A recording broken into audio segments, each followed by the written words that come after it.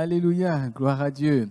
Béni soit le Seigneur de ce que ce jour encore, c'est un jour de grâce, un jour de victoire, un jour de bénédiction, un moment où nous pouvons nous tourner vers lui dans la louange et dans l'adoration. Alors nous vous invitons à prendre place, nous vous invitons à passer ces moments avec nous et de tout faire pour que là où vous êtes, au travers de la radio, au travers du site de la Fédération, que le nom du Seigneur soit glorifié dans vos maisons, là où vous vous trouvez en cet instant, là où vous écoutez, et qu'ainsi nous puissions ensemble l'élever, le magnifier. Soyez bénis et élevons ensemble le Seigneur. Amen.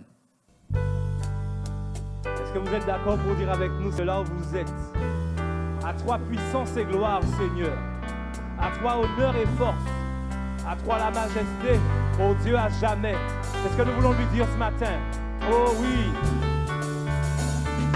À toi, puissance et gloire, à toi, honneur et force, à toi, la majesté, ô Dieu, à jamais. À toi, Seigneur. À toi, puissance et gloire. Oui, Seigneur.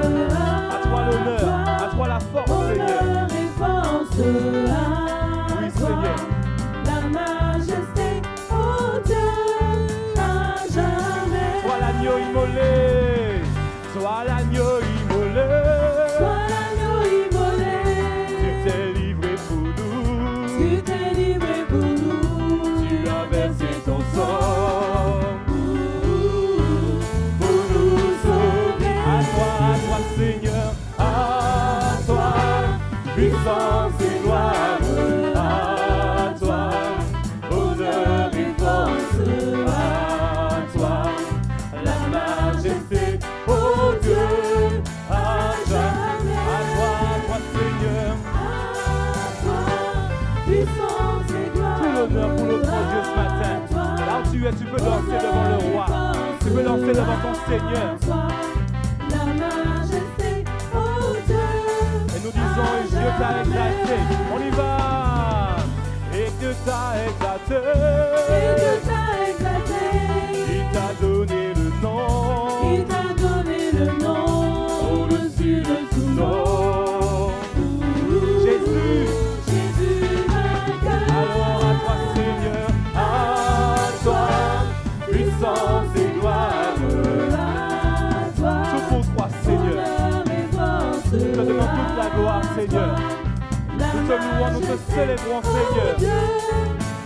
Nous t'exaltons Seigneur.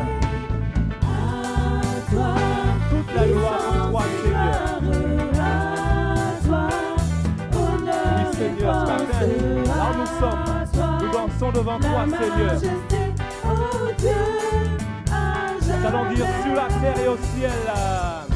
Sur la terre et au ciel. Tout genou fléchira. Toute langue dira. Tu es Seigneur Jésus. À toi Seigneur, à toi, puissance et gloire, à toi, honneur et force, à toi, la majesté, oh Dieu, à jamais. à toi Seigneur, À toi, puissance et gloire, à toi, honneur et force, à toi, la majesté, oh Dieu, à jamais. nous allons dire Hosanna, Hosanna, Hosanna, Hosanna au plus haut des cieux.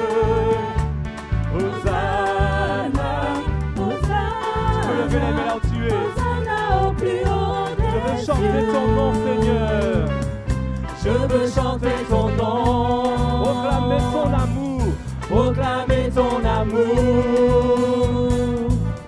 Annoncer que tu es Seigneur. Hosanna au plus haut des cieux. Loué, Loué, exalté, glorifié soit le roi. Oui, nous te louons Seigneur ce matin. Loué, Je te loue Seigneur. Je t'exalte Seigneur. glorifié soit le roi des rois. Je veux chanter ton nom. Je veux chanter ton nom. amour. Annoncez que tu es Seigneur. Hosanna au plus haut. Une dernière fois, louez, louez. Oui, papa. Au matin, on veut louer. On veut danser devant mon Dieu en moins. Pas de condamnation pour Timouna. Je veux chanter ton nom, proclamer ton amour, annoncer que tu es Seigneur, Hosanna au plus haut des cieux. Alléluia Seigneur, nous te louons, nous te célébrons Père, au nom de Jésus ton Fils. La Bible nous dit dans Romains 12, en parlant de notre père de la foi, Abraham, il ne douta point par incrédulité au sujet de la promesse de Dieu, mais il fut fortifié par la foi, donnant gloire à Dieu. Et c'est ce que nous voulons te dire ce matin. Peut-être que tu es dans le doute. Dieu t'a promis quelque chose et tu ne vois rien arriver. Mais nous voulons te dire en continuant ce temps de louange que le oui de Dieu est plus grand que le non des hommes. Et nous qui disons en créole, oui à Dieu plus grand qu'il non à nom. Alors pas ni pour mêler, même si l'homme dit non, mais bon Dieu dit oui, alors vous pouvez louer avec nous. Nous qui chanter ça. Vous pouvez lever, si vous pouvez lever, levez. Et nous qui chanter, nous qui danser, oui à Dieu. Oui à Dieu, plus grand qu'il non à nom.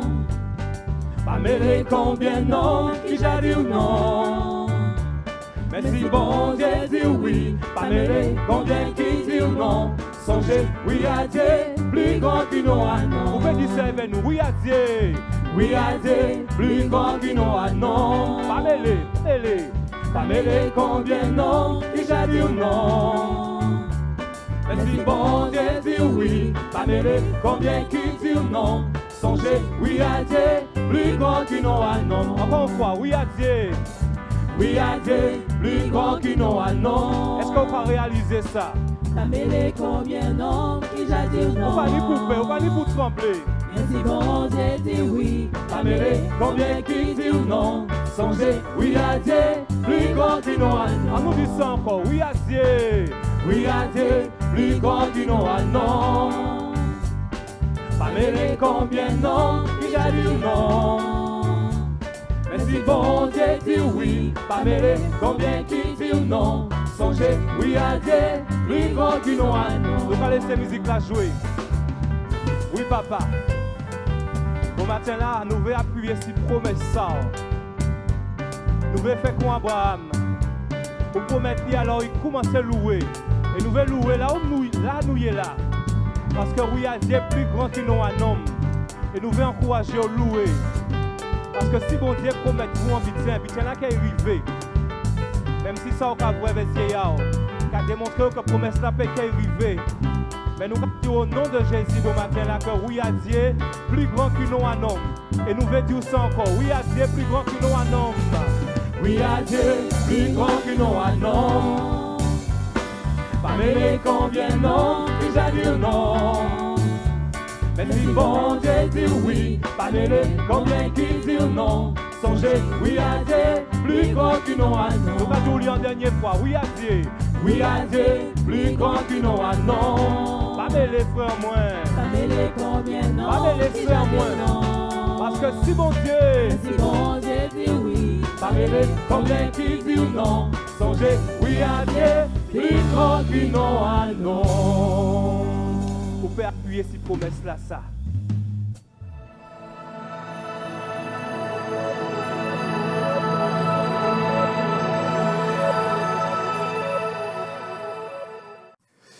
Rebonjour, voilà, nous partageons durant ces moments la parole du Seigneur comme nous le faisons régulièrement chaque dimanche. Nous nous organisons pour que vous puissiez avoir donc un culte, vous qui ne pouvez pas vous rendre dans vos lieux de culte, vous qui ne pouvez pas donc vous joindre avec vos frères et sœurs. Donc nous nous organisons pour que vous puissiez donc partager donc un moment autour de la parole de Dieu avec nous. Et ce matin donc j'aimerais donc aborder un sujet qui mettra en évidence, qui parlera en tout cas du projet de Dieu d'une manière très succincte, mais nous invitons à considérer la parole du Seigneur concernant son projet pour son peuple. Alors je vous invite tout de suite à faire une lecture avec moi dans un texte bien connu, Jérémie, le chapitre 29 et le verset 11.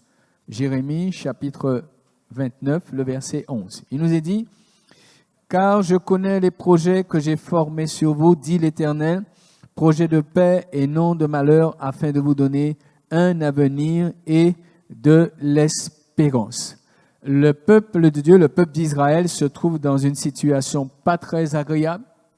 Ce peuple donc est en captivité et c'est vrai que sans aucun doute, ils sont dans un temps d'inquiétude. Ils sont angoissés, embêtés, attristés par la situation. Et dans ces moments, on a tendance à penser que Dieu nous a abandonnés. On a tendance à penser que Dieu nous a oubliés, qu'il nous a livrés entre les mains de l'ennemi et que la situation donc est catastrophique. Eh bien, la parole du Seigneur qui est adressée à son peuple est là pour le rassurer, est là pour l'encourager et lui dire, quel que soit ce que tes yeux voient, quel que soit ce que tu es en train de vivre, je sais, je connais les projets que j'ai formés donc sur vous, dit l'Éternel, projets de paix et non de malheur, afin de vous donner un avenir et de l'espérance. C'est pas évident dans le malheur d'avoir le cœur en paix.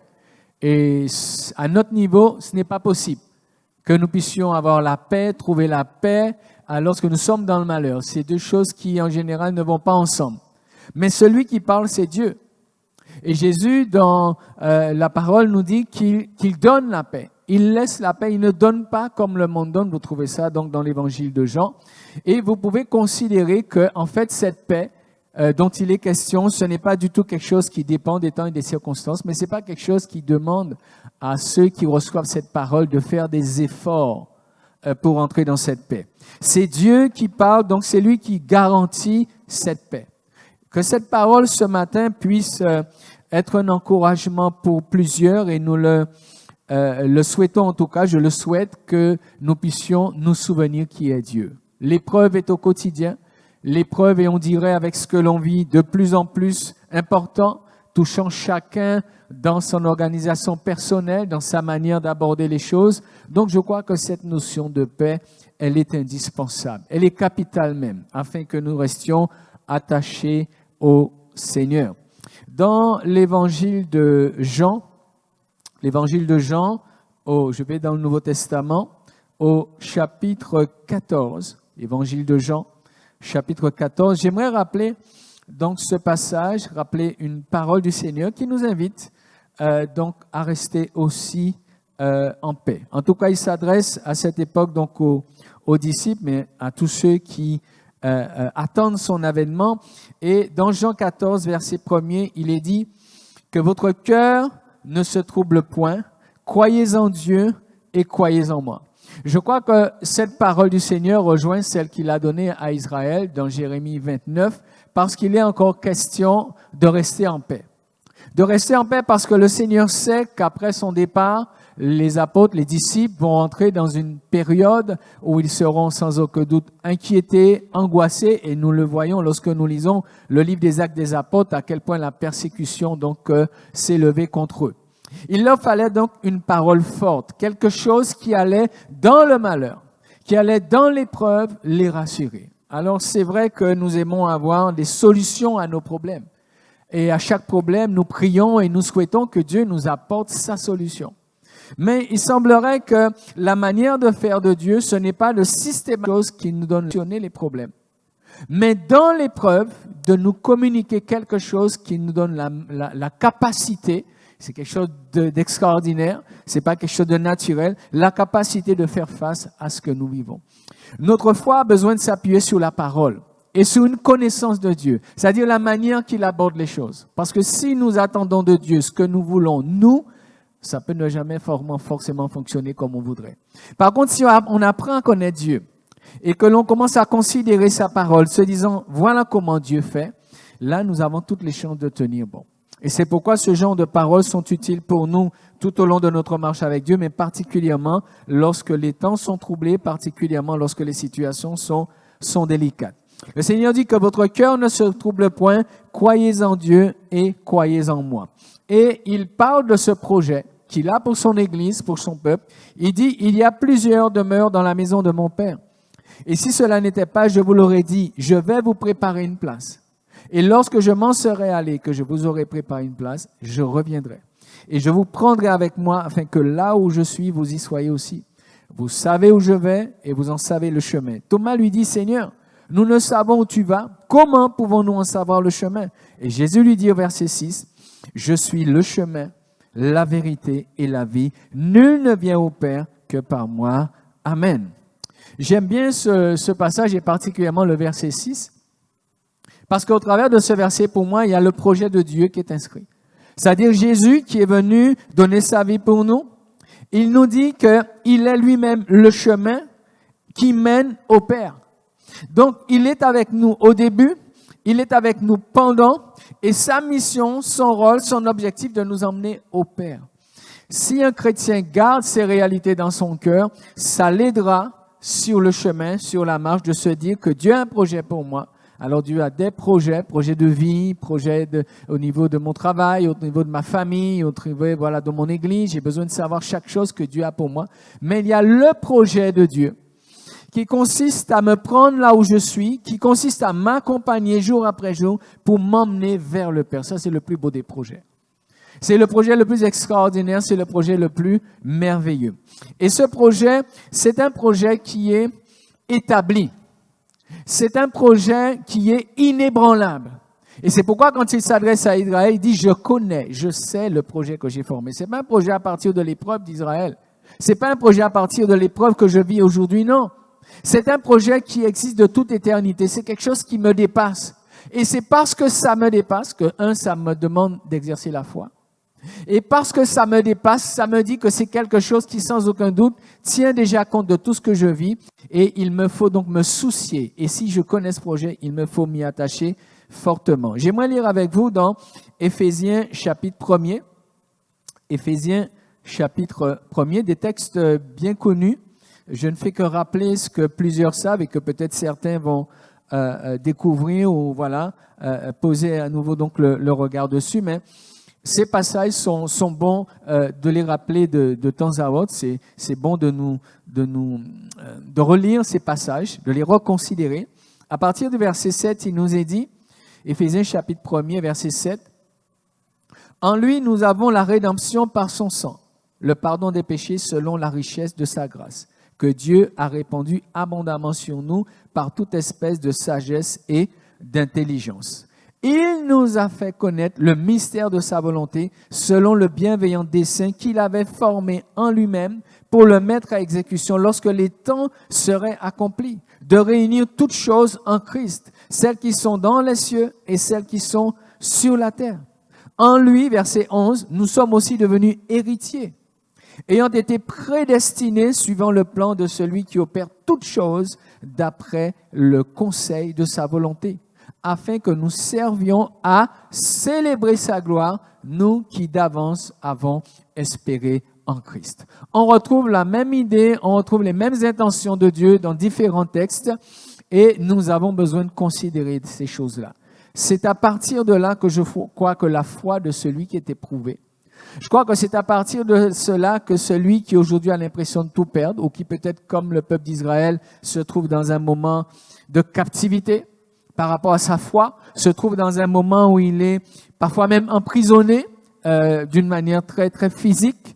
Parfois il se trouve dans une situation très très délicate et il a l'impression qu'il ne va pas s'en sortir.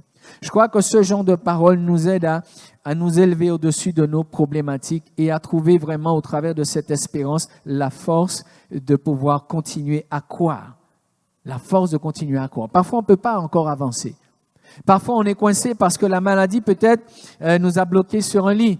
Parce que parfois c'est l'âge qui est venu et qui fait qu'aujourd'hui je ne peux pas avancer comme j'avançais hier. Je ne peux pas servir comme je servais hier. Je suis bloqué physiquement. Mais il y a quelque chose qui me permet de dépasser cette limitation physique, c'est mon espérance. Et c'est pourquoi Jérémie, dans son épreuve, vous connaissez Lamentation chapitre 3 à partir du verset 19, où Jérémie va dire, mais j'ai besoin que quelque chose me redonne de l'espérance. Jérémie ne cherchait pas forcément une solution pour sortir de cette situation dans laquelle il était. Mais il a besoin d'être fortifié dans son homme intérieur. Et c'est le point de départ, le point essentiel pour le chrétien, c'est d'être fortifié dans son être intérieur. Et s'il est fortifié dans son être intérieur, eh bien, il pourra mieux faire face à toutes les problématiques. Je crois que quand le découragement vient, je crois quand l'angoisse vient, quand l'inquiétude vient, c'est parce qu'on est focalisé sur la sortie de crise. On veut vraiment sortir de la situation, on veut être rétabli, restauré, mais on oublie que la première chose que Dieu veut que je gère, c'est l'état de mon cœur. Et c'est pourquoi, dans beaucoup d'épreuves, Dieu ne répond pas tout de suite à la prière. Parce qu'il veut que je remporte une victoire intérieure.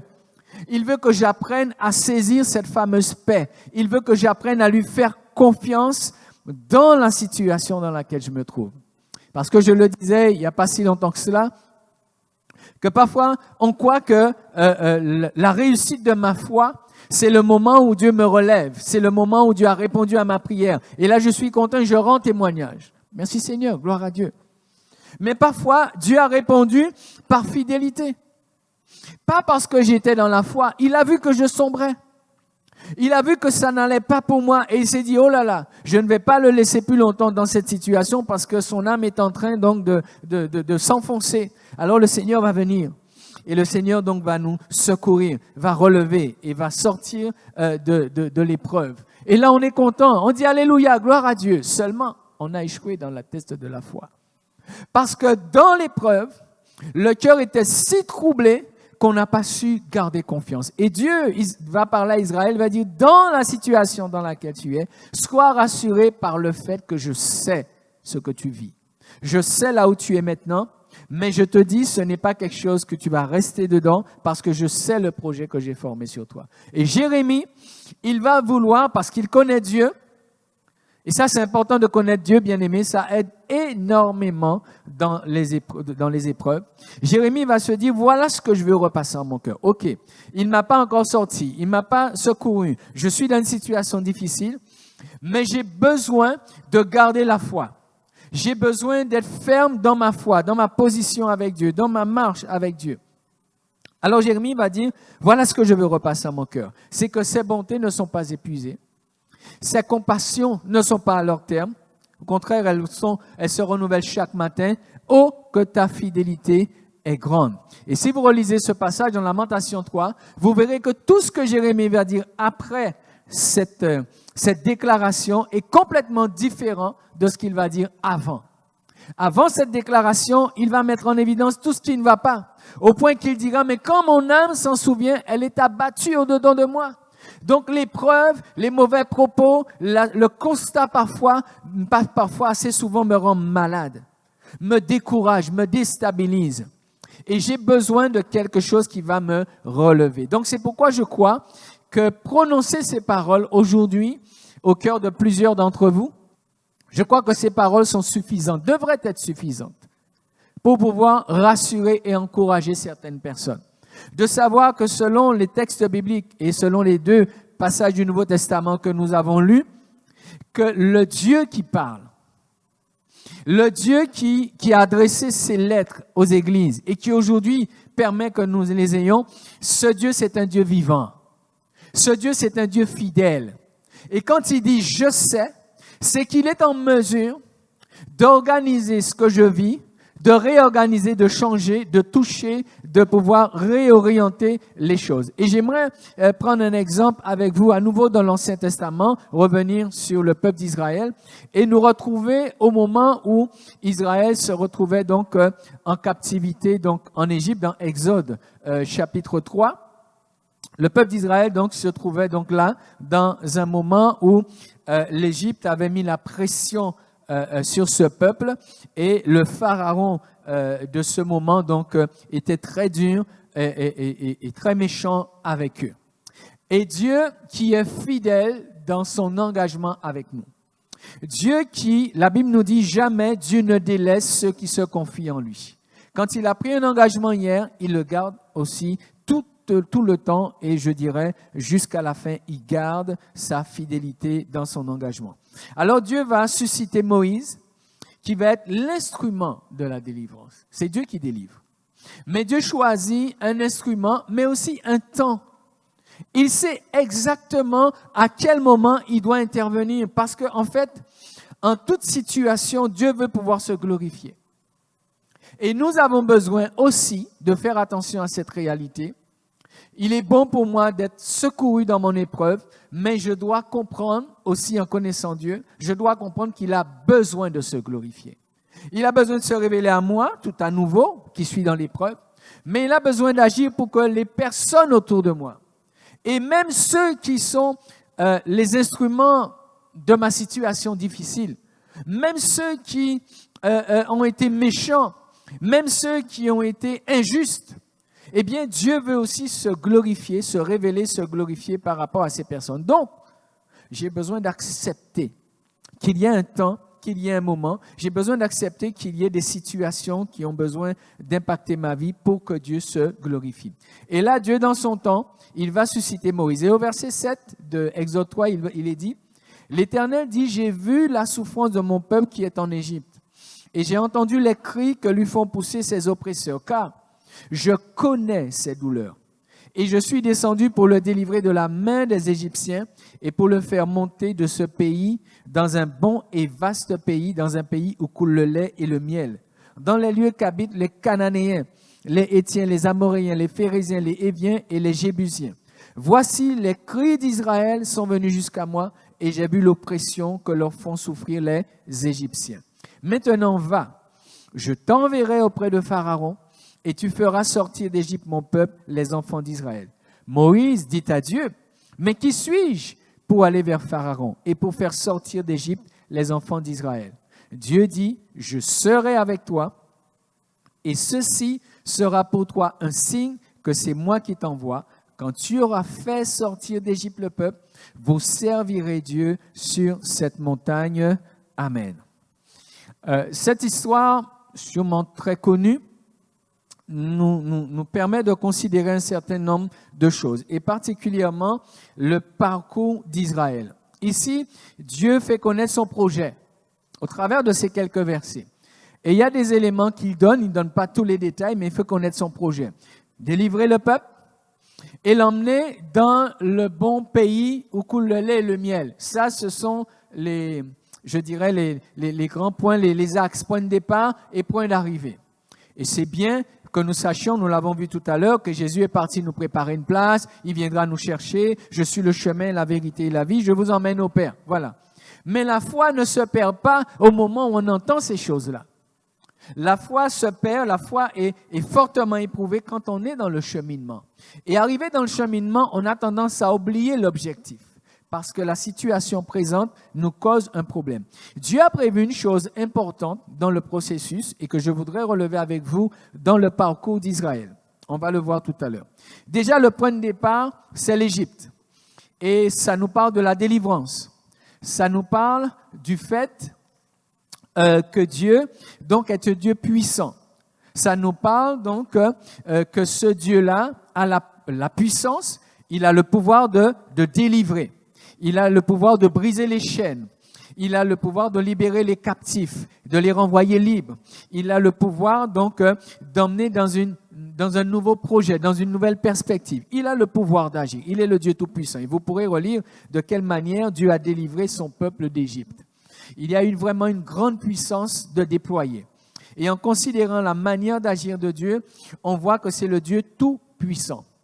Il a agi de manière à emmener au fur et à mesure l'Égypte à plier le genou.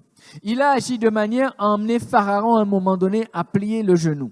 Et pourtant, Pharaon, c'était quand même un gros morceau, je dirais. Il a beaucoup résisté. Mais l'ensemble de ce passage nous montre comment, nous ne lisons pas aujourd'hui, comment Dieu est capable de faire toutes choses. Et ça doit rassurer le cœur de ceux qui croient en Dieu.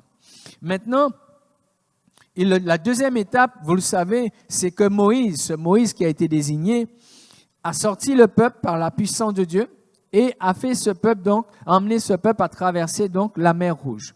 Et une fois que la mer Rouge a été traversée, eh bien cette mer Rouge va se refermer derrière eux, ce qui fait qu'ils vont maintenant donc partir dans le projet de Dieu pleinement. Et c'est comme pour dire, c'est fini pour vous, cette captivité que vous avez connue, c'est fini pour vous, ce temps de domination de Pharaon. Maintenant, vous entrez dans une nouvelle phase.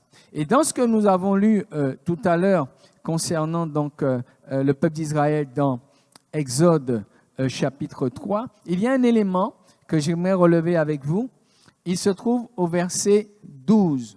Alors, non seulement il parle du pays promis, il dit maintenant, il va envoyer Moïse vers Pharaon et Dieu va les faire sortir donc d'Égypte. Mais il dit aussi au verset 12,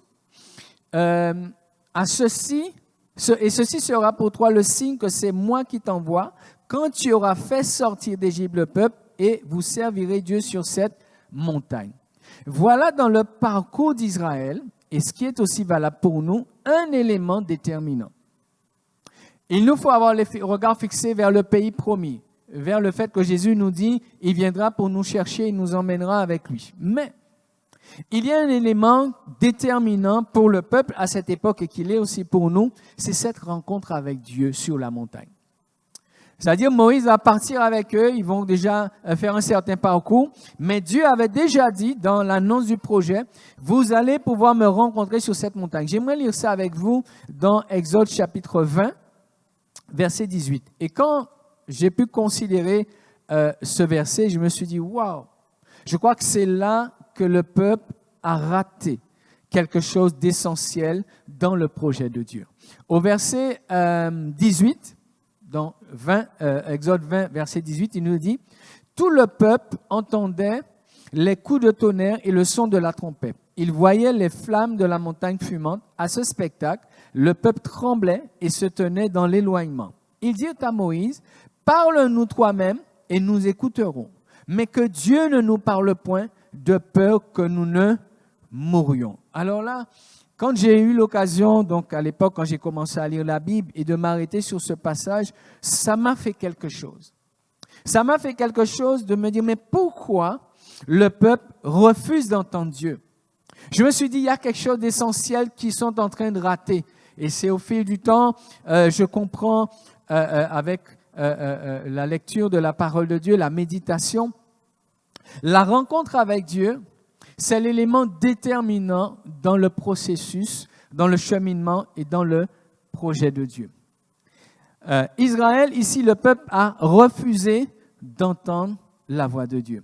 Ils ont refusé quelque part d'avoir cette relation personnelle avec Dieu, de pouvoir le laisser parler à leur cœur. Et je me suis dit, Seigneur, mais si nous aujourd'hui, qui sommes l'Église, si chaque croyant, si chaque enfant de Dieu n'a pas justement établi cette relation personnelle avec toi, n'a pas appris à t'entendre personnellement, n'a pas appris à recevoir de toi personnellement des instructions, je crois que ce croyant, il est en danger.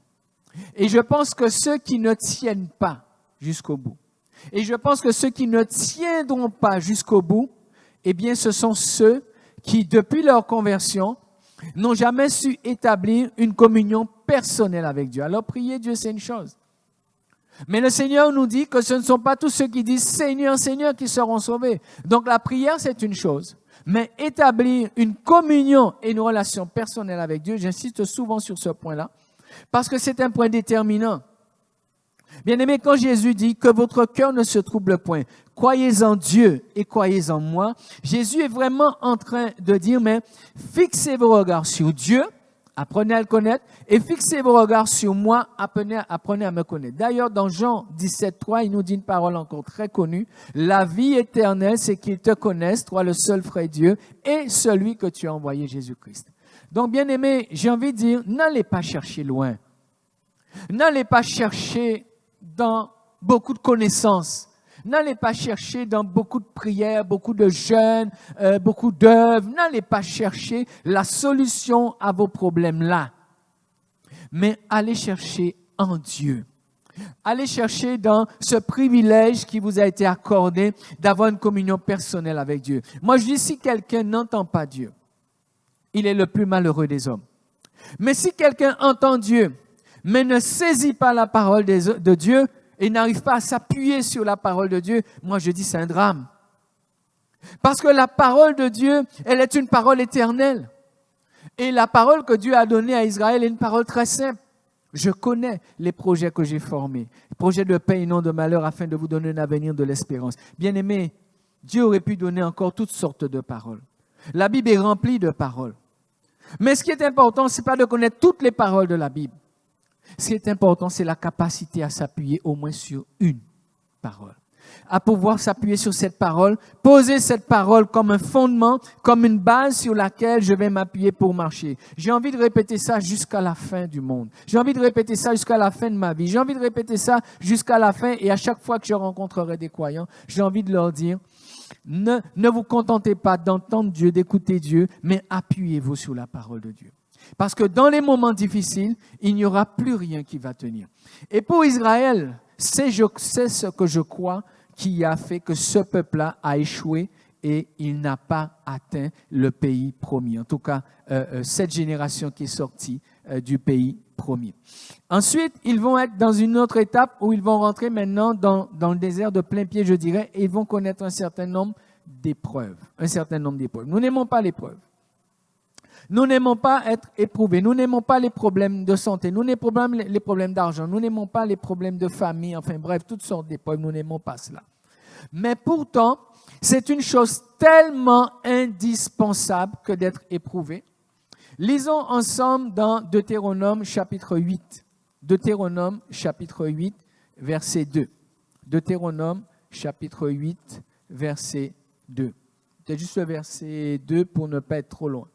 Il nous est dit, et c'est Dieu qui parle encore à son peuple, « Souviens-toi de tout le chemin que l'Éternel, ton Dieu, t'a fait faire pendant ces 40 années dans le désert afin de t'humilier et de t'éprouver pour savoir quelles étaient les dispositions de ton cœur et si tu garderais ou non ces commandements. » Amen. Allez, lisons quand même le verset 3. « Il t'a humilié, il t'a fait souffrir la faim, il t'a nourri de la manne que tu ne connaissais pas et que n'avaient connu tes pères que n'avaient pas connu tes pères afin de t'apprendre que l'homme ne vit pas de pain seulement, mais que l'homme vit de tout ce qui sort de la bouche de l'Éternel. Amen.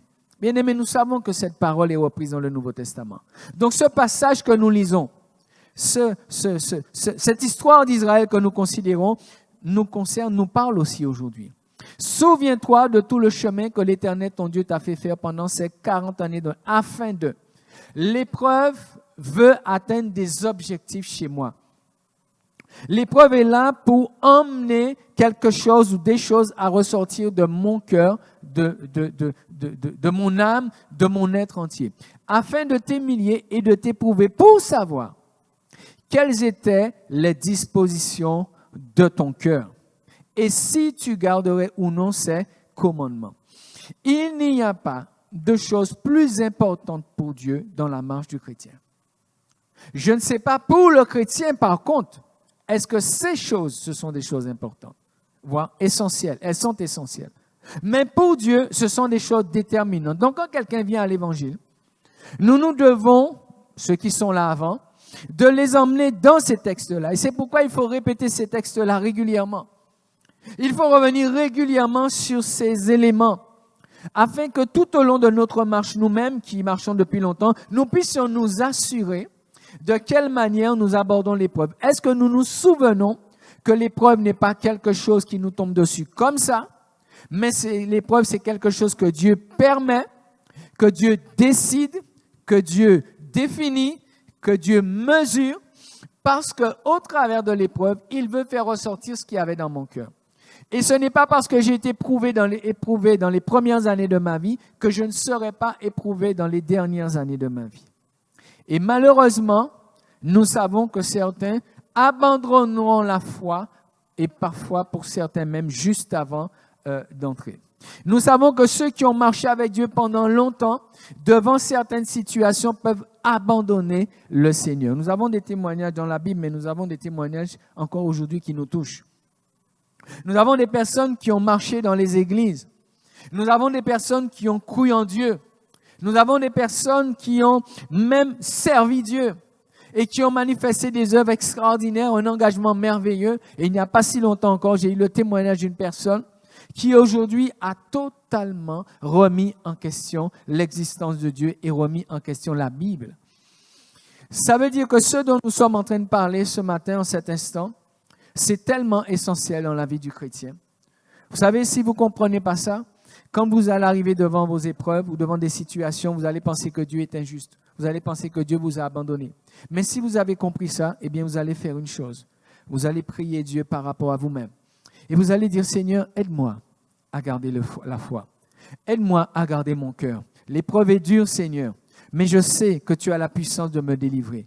Par contre, il y a quelque chose qui est troublé, c'est mon cœur. Il y a quelque chose qui est déstabilisé, c'est mon âme. Il y a quelque chose qui ne va pas au-dedans de moi, Seigneur. Et j'ai besoin que tu m'aides. J'ai besoin que tu me fortifies parce que je veux marcher avec toi, parce que je veux aller jusqu'au bout avec toi. J'ai besoin dans l'épreuve de faire les bonnes prières. J'ai besoin dans l'épreuve de m'attacher aux choses essentielles.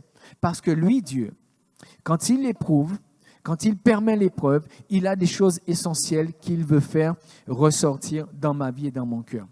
Et en fait, bien-aimés, Israël a perdu devant les épreuves, devant les situations quand il manquait de l'eau, quand il manquait du pain, quand il manquait certaines choses. Ce peuple a échoué dans la foi. Vous avez vu, Dieu a donné quand même. Dieu a béni quand même. Dieu a secouru ce peuple quand même. Dieu a pourvu quand même. Mais le peuple lui-même, cette génération qui est sortie, n'est pas rentrée dans le pays promis.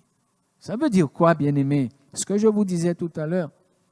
Il est important de savoir, dans mon épreuve, quand je sors de l'épreuve, qu'est-ce qui m'a sorti de l'épreuve? Est-ce la fidélité de Dieu? Ou est-ce que réellement ma foi est restée ferme et par la foi, eh bien, j'ai saisi la délivrance? Bien-aimés, nous pouvons être bénis. Nous pouvons recevoir de Dieu.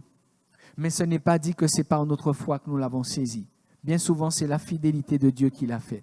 Et Dieu donc est obligé de me faire passer par de nouvelles épreuves. Il est obligé de permettre encore que je puisse être éprouvé afin de faire ressortir ma foi. Cette relation dont je vous ai parlé tout à l'heure sur la montagne, en fait, c'était elle qui était déterminante pour les épreuves et ils ont raté cette étape-là. Donc, quand ils sont arrivés devant les épreuves, ils n'avaient ni vu Dieu, ils n'avaient ni entendu Dieu, ils n'avaient pas relationné avec Dieu, donc ils étaient dépourvus. Ils étaient dépourvus de tout moyen, ils étaient dépourvus de toute force, ils étaient dépourvus de toute foi. Et devant chaque épreuve, ils vont être comme des gens qui ne connaissent pas Dieu. Ils vont parler comme des gens, ils vont se comporter comme des gens qui ne connaissent pas Dieu. Et il y a une chose que j'ai relevée dans Exode 32, un petit peu plus loin dans le livre de l'Exode, au verset 32, c'est quand Moïse était parti donc rencontrer Dieu sur la montagne. La Bible nous dit au verset 1er, il nous est dit, le peuple voyant que Moïse tardait à descendre de la montagne, s'assembla autour d'Aaron et lui dit, allons, fais-nous un Dieu qui marche devant nous, car ce Moïse, cet homme qui nous a fait sortir du pays d'Égypte, nous ne savons ce qu'il est devenu. Regardez cela, bien-aimés. D'ordinaire, c'est Moïse qui leur emmenait la parole, parce qu'eux-mêmes n'ont pas voulu entendre Dieu. Et là, ce Moïse, il est parti un temps. Il est sur la montagne, donc ils n'ont pas Moïse pour faire la connexion. Ils n'ont pas Moïse pour leur apporter la parole. Vous voyez ce qu'ils font? Leurs œuvres vont totalement à l'encontre de la parole de Dieu, comme si ils n'avaient jamais rien entendu, puisque dans Exode 20, ils ont reçu la loi. Mais cette loi n'est pas rentrée dans leur cœur. Donc, quand la personne qui pour eux représentait Dieu est partie sur la montagne, s'est absentée, ils ont été totalement déstabilisés. Moi, j'ai peur. J'ai peur parce qu'aujourd'hui, on a l'impression qu'un certain nombre de personnes ne vivent que par rapport à un conducteur spirituel. N'arrivent à fonder leur foi que par rapport à un homme appelé, un homme établi, merci Seigneur. Mais la volonté de Dieu n'est pas, le projet de Dieu n'est pas que nous marchions que nous ayons cette marche avec Dieu fondée ni sur celui qui un jour nous a parlé du Seigneur, ni sur le pasteur ou le prophète ou l'apôtre dans l'église dans laquelle nous sommes. Mais Dieu veut qu'au travers de notre marche, même si quelqu'un nous a tendu la main, même si quelqu'un nous a annoncé l'évangile, même si quelqu'un a prié pour nous et nous avons été bénis, nous avons vu l'exaucement, Dieu veut que nous puissions nous-mêmes aussi pouvoir être avec Dieu dans cette connexion. Pourquoi? Ça va être déterminant le jour que cette personne ne va plus être là. Le jour que cette personne va tomber en défaillance spirituelle, le jour que cette personne va s'absenter, va disparaître, si quelqu'un n'a pas appris à se confier directement en Dieu, cette personne perdra son âme. Et les témoignages de la parole de Dieu sont là pour nous aider. Alors, au-delà des projets de vie, de réussite, projets professionnels, projets familiales et autres, bien aimés, ce matin, en cet instant, j'aimerais vraiment que vous puissiez juste retenir que le projet de Dieu, il est défini déjà, il est établi. Jésus est venu pour nous prendre ici et nous emmener au Père. Lui-même, Jésus, son rôle, c'est de nous prendre quelque part et de nous emmener au Père. Donc, ça veut dire que tous ceux qui accompagnent, qui encadrent l'Église, ont besoin d'avoir cette même vision, de connaître ce même projet de Dieu, prendre les croyants et les emmener à rencontrer le Père. Pour l'éternité, mais aussi les emmener à rencontrer le Père dans des temps de communion personnelle, dans des temps de relations personnelles. Je vais arriver vers la fin pour nous aider simplement à considérer cette pensée très très simple de ce matin. Quand Dieu dit « je sais, je connais les projets », je ne peux pas tout vous expliquer dans une prédication, dans un moment, mais ce que j'ai envie de vous dire, si vous retenez au moins ce parcours, ce témoignage du peuple d'Israël, si vous retenez l'importance, bien sûr, d'expérimenter la puissance de Dieu. Dieu est puissant, il est capable de vous aider. Si vous comprenez l'importance, bien sûr, de le rencontrer sur la montagne. Si vous comprenez l'importance de l'épreuve. Et si vous réalisez que c'est en réussissant dans ces points que vous réussirez donc à atteindre le pays promis, à atteindre la destinée finale. Il y a juste une chose que vous devriez considérer pour terminer, c'est l'état de votre propre cœur et l'état de votre engagement aujourd'hui. Parce qu'on pourrait vous raconter toutes les histoires de la Bible. On pourrait vous enseigner sur tous les points de la Bible. Et il y a quelque chose aujourd'hui, je crois, qui se perd dans le cœur et dans la vie du croyant. On le retrouve dans Hébreux chapitre 11 et on terminera par ce passage-là. On le retrouve au travers du témoignage de ce même Moïse. Et on peut comprendre pourquoi Moïse, Josué et Caleb, ils ont surmonté tout cela. Ils ont atteint le pays promis. Bien sûr, Moïse, nous savons là où il s'est arrêté en chemin, mais il n'a pas perdu donc la finalité, la destinée finale. Pourquoi ils y sont arrivés? Pourquoi ils n'étaient pas meilleurs que les autres? Moïse n'était pas plus que les autres, il a montré aussi ses défaillances. Josué n'était pas plus que Caleb n'était pas plus. Mais il y a quelque chose, on ne peut pas tricher avec ça, bien-aimé, c'est le cœur. C'est le cœur et c'est la place que l'on donne à Dieu. Moïse, son témoignage nous est donné dans Hébreux 11, 24. Et je ne serai pas long sur ce dernier passage, mais j'ai envie de vous dire, méditez, considérez et regardez pour vous-même. Il nous est dit, c'est par la foi que Moïse, devenu grand, refusa d'être appelé fils de la fille de Pharaon. Il préféra être maltraité avec le peuple de Dieu plutôt que d'avoir pour un temps la jouissance du péché. Il regarda l'opprobre de Christ comme une richesse plus grande que les trésors de l'Égypte, car il avait les yeux fixés sur la rémunération. C'est par la foi qu'il quitta l'Égypte sans être effrayé de la colère du roi, car il se montra ferme comme voyant celui qui est invisible. Amen. Il y a quelque chose dans l'Évangile, il y a quelque chose dans la marche de la foi, il y a quelque chose dans la marche avec Dieu qui doit se trouver dans le cœur de tous les croyants.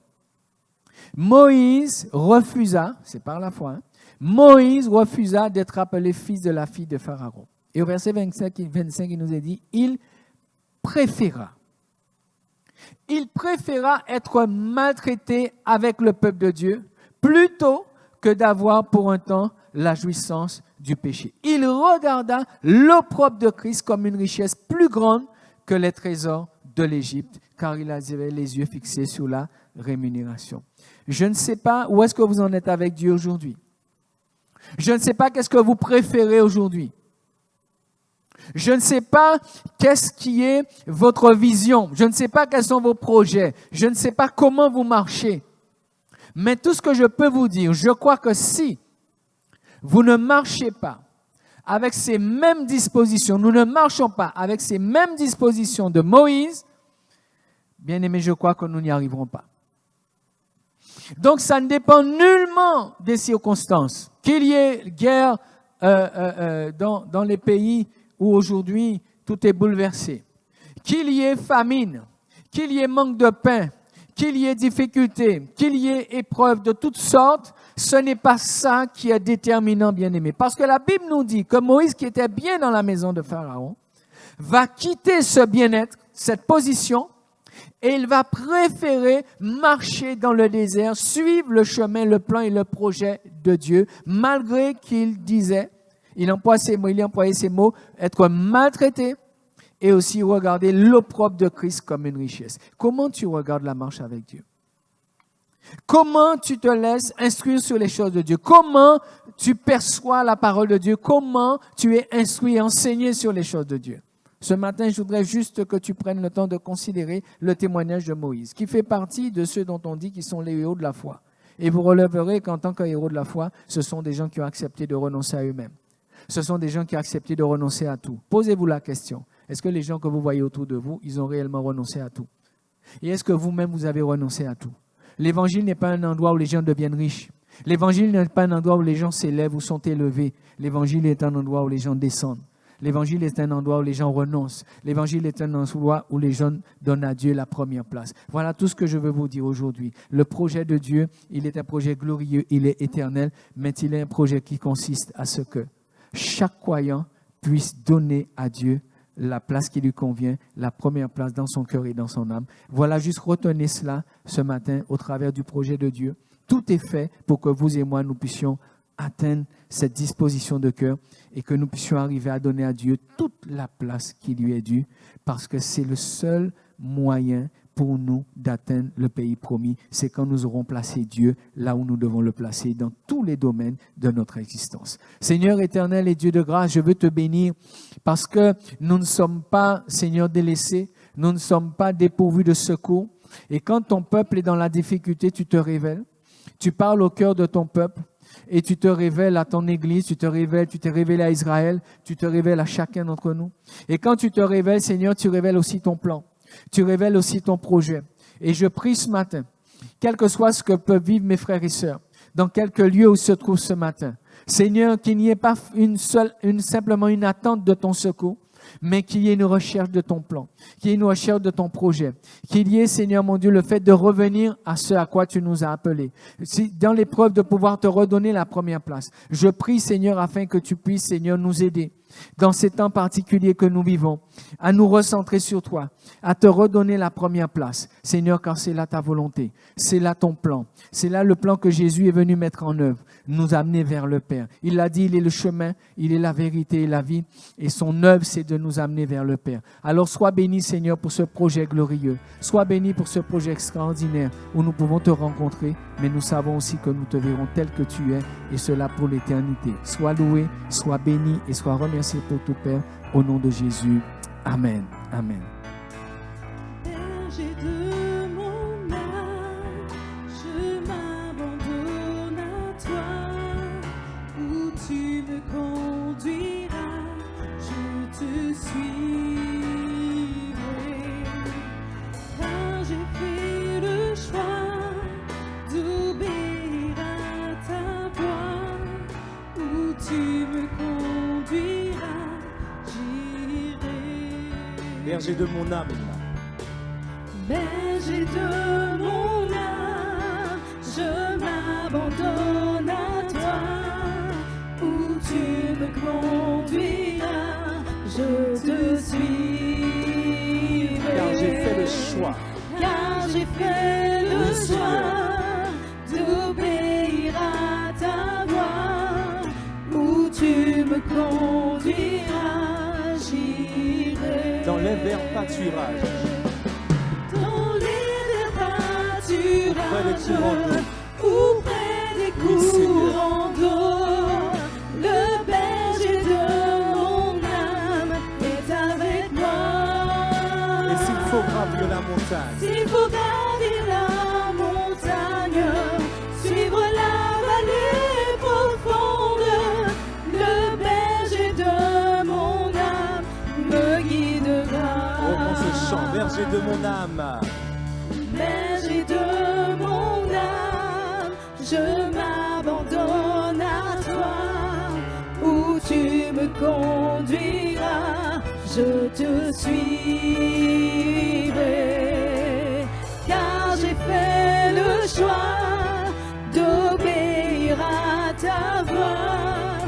Où tu me conduiras, j'irai. Dans les verts pâturages, Seigneur.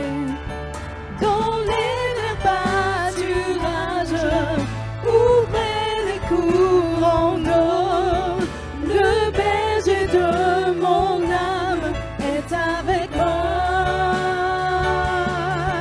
S'il faut gravir la montagne, suivre la vallée profonde, le berger de mon âme me guidera. On va le redire une dernière fois, berger de mon âme.